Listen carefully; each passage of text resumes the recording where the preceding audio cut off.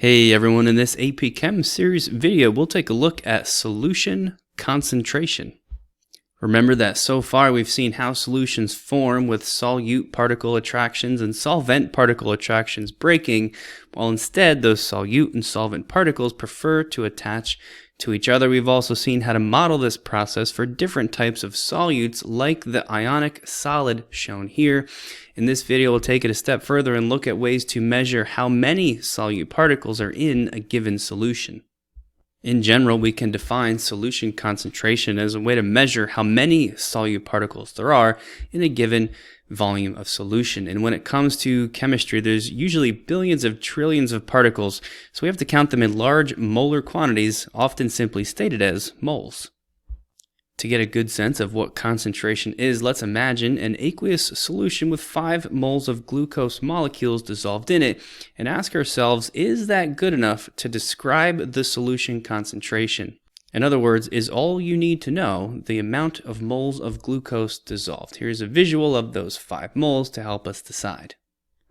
If you're not sure, imagine those 5 moles of glucose particles dissolved in a solution about the size of a glass of water, and then imagine those same 5 moles of glucose in a solution the size of your swimming pool.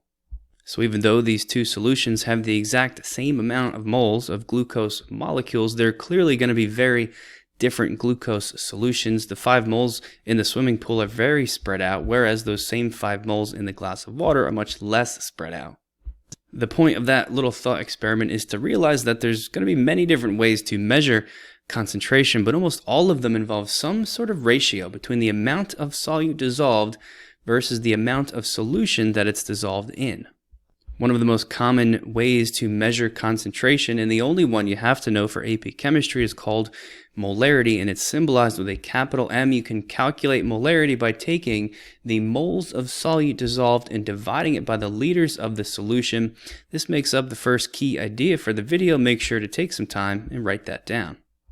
Let's do a couple examples involving these molarity calculations. This first one says you've got 2 grams of glucose dissolved in water producing a 500 milliliter solution, and you're asked to calculate the molarity. It's a good idea to pause the video and try this yourself before watching me go over the answer. So with any molarity problem, the first thing I like to do is write down the formula for molarity just as a reminder of what exactly I have to plug in, so I can then read my problem and decide which of these pieces of information I have at the beginning.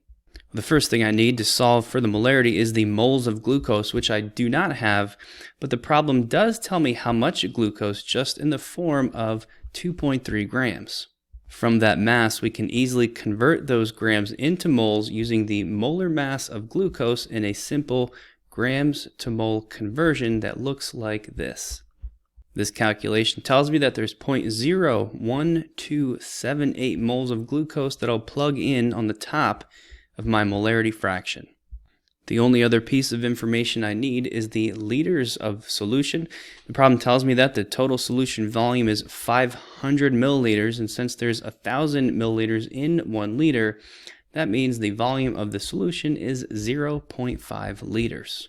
After dividing, I get a final molarity value of 0.026. We're rounding this off to 2 significant figures to match the 2 sig figs in the 2.3 gram mass we started with. Of course, always make sure to add capital M as the units for your number and the problem is complete.